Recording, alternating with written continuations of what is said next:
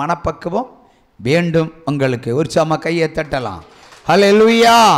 யாத்ராகமம் 25ஆம் அதிகாரம் 1வது வசனம் 2வது வசனத்தை வாசிக்க கேட்போம். யாத்ராகமம் 25ஆம் அதிகாரம் 1வது வசனம். கர்த்தர் மோசேயை நோக்கி, இஸ்ரவேல் புத்திரர் எனக்கு காணிக்கையை கொண்டு வரும்படிக்கு அவர்களுக்கு சொல்லு. மனப்பூர்வமாய் உற்சாகமாய் கொடுக்கிறவன் எவனோ அவனிடத்திலிருந்து எனக்கு காணிக்கையை வாங்குவீர்களாக என்று ஆண்டவர் சொல்லுகிறார். திரும்ப 2 முறை வாசி. செவி உள்ளவர்கள் கேட்க கடவர்கள்.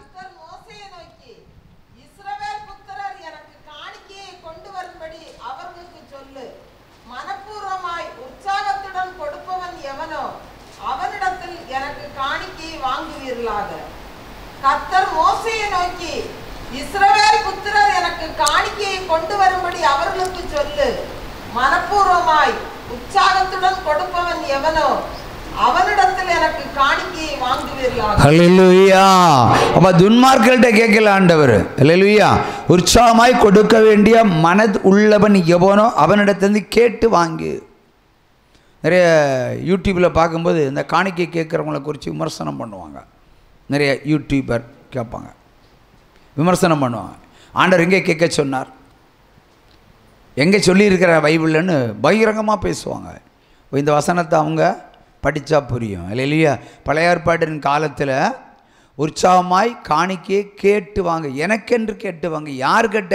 இஸ்ரவேல் ஜனங்களிடத்தில் இருந்து கேட்டு வாங்கன்னு சொல்லியிருக்கிறார். இப்போ உங்களிடத்தில் ஒரு கேள்வி எழும்பலாம் இல்லையா? எப்படி கேள்வி எழும்பலாம்? இது பழைய ஏற்பாடு. நம்ம தப்பித்து போகிறதுக்கு சொல்கிற பாயிண்ட் என்ன? இது பழைய ஏற்பாடு என்று சொல்வீர்கள். ஆகவே புதிய ஏற்பாடுக்கு வருவோம். இப்போ புதிய ஏற்பாடில் மார்க்கு, ஹல்லேலூயா, 1ஆம் அதிகாரம் 44 வசனத்தை வாசிப்போம். மார்க்கு 1:44. ஆயினும் நீ போய் ஆசாரியனுக்கு உன்னை காண்பித்து நீ சுத்தமானது நிமித்தம் மோசே கட்டளை இட்டிருக்கிறவைகளை அவர்களுக்கு சாட்சியாக செலுத்து என்று கண்டிப்பாய் சொல்லி உடனே அவனை அனுப்பிவிட்டார். திரும்ப ஒரு முறை சொல்லு.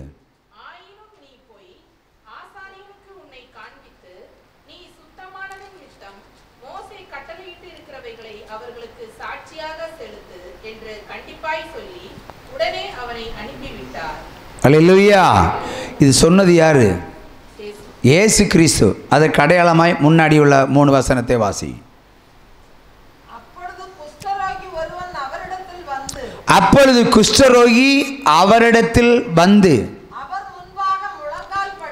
அவர் முன்பாக முழங்கால் படியிட்டு உமக்கு சித்தமானால் என்னை சுத்தமாக்கும் என்று வேண்டிக் கொண்டான்.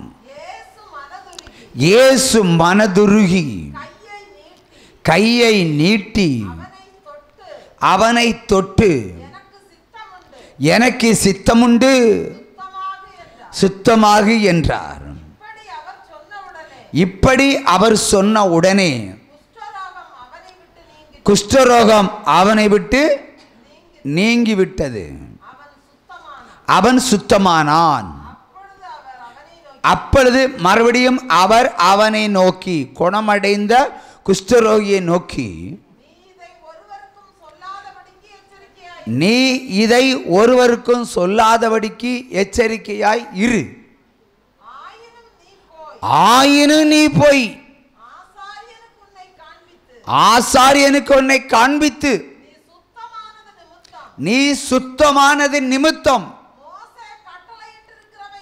மோசே கட்டளை இட்டிருக்கிறவைகளை அவர்களுக்கு சாட்சியாக செலுத்து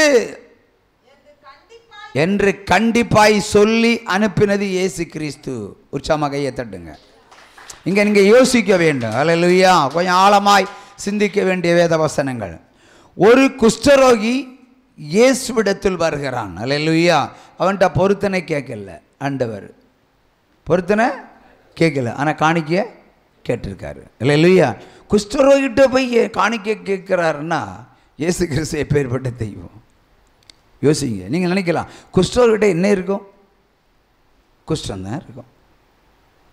அவனுக்கு பிச்சை கூட போட மாட்டாங்களே, தர்மம் கூட செய்ய மாட்டாங்களே, போயா போயா விரட்டியில் விடுவாங்க.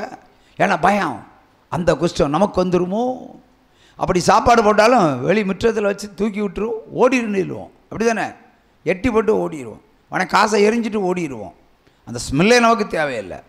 ஆனால் இங்கே பாருங்கள், ஒரு குஷ்டரோகி வருகிறான், தேவனுக்கு முன்பாக முழங்கால் படியிடுகிறான். எவ்வளவு அருமையான வார்த்தை! அப்போ எவ்வளவு அவன் ஏற்றுக்கொண்டிருக்கிறான், இயேசு கிறிஸ்துவை அவன் ஏற்றுக்கொண்டிருக்கிறான். குஷ்டரோகி அப்போ ஏற்றுக்கொள்வதற்கு முன்னாடி இந்த இயேசு கிறிஸ்துவால் என்னுடைய வியாதியை சுஸ்தமாக்க முடியும் என்று அவன் நம்பி இருக்கிறான், அவன் விசுவாசித்து இருக்கிறான். ஆகவேதான் முழங்கால் படியிட்டு இயேசுவை நோக்கி சொல்கிறான், உமக்கு சித்தமானால் என்னை சுத்தமாக்கும், உம்மால் ஆகும் நம்பிக்கையை வெளிப்படுத்துகிறான். அப்போ ஆண்டவர் பார்க்குறாரு, இல்லையா என்னையே மரியாளுக்கு பிள்ளைன்னு எல்லாரும் சொல்லிகிட்டு இருக்காங்க, நான் பரிசுத்த ஆவியினால் பிறந்திருக்கிறேன் என்று சொன்னார், யாரும் ஏற்றுக்கிட மாட்டேங்கிறாங்க.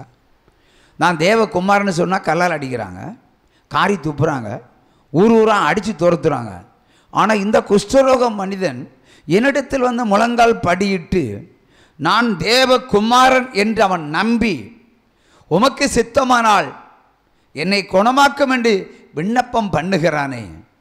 எவ்வளோ பெரிய விசுவாசம், எவ்வளோ பெரிய நம்பிக்கை என்று தேவன் அறிந்து சித்தமுண்டு நீ சுத்தமாகு என்று சொன்னார். அல்லேலூயா. சித்தமுண்டு சுத்தமாக. அந்நேரமே, அடுத்த மணி நேரம் இல்லை, அந்நேரமே அந்த குஷ்டரோகி சொஸ்தமாகிறான். சொஸ்தமானதை கண்டதும் ஆண்டவர் சொல்கிறார், இதை 40 பேர்கிட்ட போய் சொல்லி நடக்காத, பக்கத்தில் போய் சொல்லி நடக்காத, நேராக சபைக்கு ஓடிப்போ, சபைக்கு ஓடிப்போ. அங்கே மோசே என்ன கட்டளை இட்டிருக்கிறானோ அவைகளை அவனுக்கு சாட்சியாக செலுத்து, அவனுக்கு முன்பாக அதை செலுத்து. மோசைக்கு என்ன கட்டளை இட்டிருந்தார் ஆண்டவர்? அதான் யாத்திராம 25:1-2 இஸ்ரவேல் ஜனங்கள் 2 காணிக்கை கேட்டு வாங்கன்னு. இதான் ஆண்டவர் படைத்திருந்த கட்டளைகள்லாம் ஒன்று. ஆகவே இந்த குஷ்டரோகி குணமானதும் சபைக்கு போய் என்ன பண்ணணும்? தன்னை காண்பித்து மோசே இட்ட கட்டளையை அவனுக்கு முன்பாக செலுத்து, 4 பேருக்கு முன்பாக அவன் காணிக்கையை செலுத்துன்னு சொல்லிட்டார் சபைக்கு. இல்லையே, ஒரு சம கையை தட்டுங்க. இப்போ குஷ்டரோகி விடுதலை பெற்றா கூட நீ சபையில் சாட்சியாய் நின்று காணிக்கையை செலுத்து என்று சொன்னவர் இயேசு கிறிஸ்து. ஒரு சம கையை தட்டலாம். ஏனென்றால் விடுதலை பெற்றால் கட்டாயமாக என்ன செய்யணும்? சாட்சியும் தேவை, காணிக்கையும் தேவை. பழைய ஏற்பாடும் அப்படித்தான் சொல்லுகிறது, புதிய ஏற்பாடும் அப்படித்தான் சொல்லுகிறது. இந்த விளங்காத கிறிஸ்தவர்கள் உண்டு இல்லையா, மந்த புத்தியுள்ள கிறிஸ்தவர்கள் உண்டு, முரட்டதியம் படித்த கிறிஸ்தவர்கள் உண்டு, பின்வாங்கி போகிற கிறிஸ்தவர்கள் உண்டு. அவர்களாம் காணிக்கைகளை குறித்து விமர்சனம் பண்ணுவார்கள். கர்த்தர் எங்கே கேட்டார்? ஏன்னா வேதத்தை ஒழுங்காக படிக்க மாட்டாங்க. இந்த எம்டி வெசல் மேக் மோஸ்ட் நாய்ஸ்ன்னு சொல்லுவாங்க. அதாவது குறைகுடம் தழும்பும் நிறைகுடம் தழும்பாது. தண்ணி நிறைச்சிடுங்க, ஒரு குடத்தில் இடுப்பில் வச்சு கொடுங்க, அதுக்கு பாட்டு போயிட்டு இருக்கும் இல்லையா, சிந்தாவும். ஆனால் அரை குடம் தண்ணி எடுத்துட்டு பாருங்க, உங்களால் நடக்கவும் முடியாது. அந்த வெள்ளம் தண்ணி உள்ளே கடந்து குலுங்கி குலுங்கி உங்கள் இடுப்பில் வலிக்கி வலிக்கி போயிட்டே இருக்கும். அவங்கள்ல அது ஜம்பாய் குறை தெரிச்சு வெளியே போகும். அல்லேலூயா. அதே மாதிரி அறவேக்காடு கிறிஸ்தவர்கள், அறவேக்காடு ஊழியக்காரர்கள், அறவேக்காடு ஊழியக்காரர்கள் ஞானத்தில் நிற்கலாம், ஆனால் ஆவியில் அவங்க நிற்கல. அல்லேலூயா.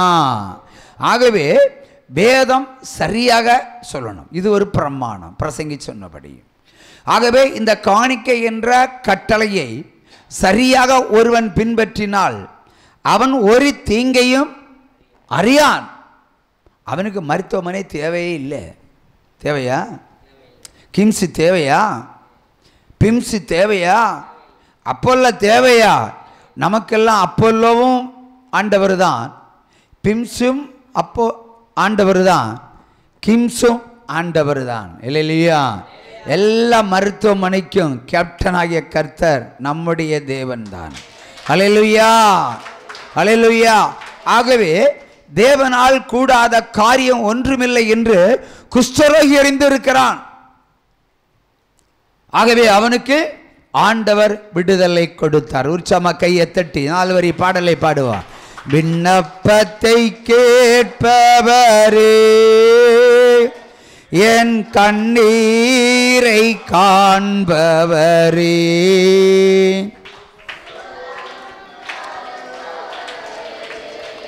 ஸ்தோத்திரம் ஏசையா. விண்ணப்பத்தை கேட்பவரே, என் கண்ணீரை காண்பவரே, சுகம் தருபவரே, ஸ்தோத்திரம் ஏசையா. மனதுருகி கரம் நீட்டி அதிசயம் செய்பவரே, ஐயா அதிசயம் செய்பவரே, ஐயா அதிசயம் செய்பவரே, விண்ணப்பத்தை கேட்பவரே,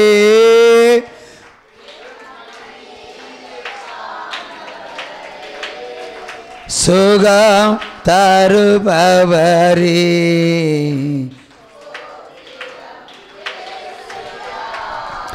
சித்தமுண்டு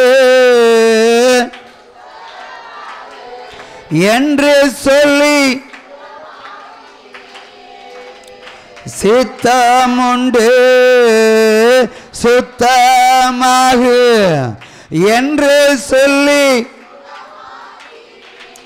ஐயா என்று சொல்லி சுகமாக்கினீர், ஐயா என்று சொல்லி சுகமாக்கினீர்.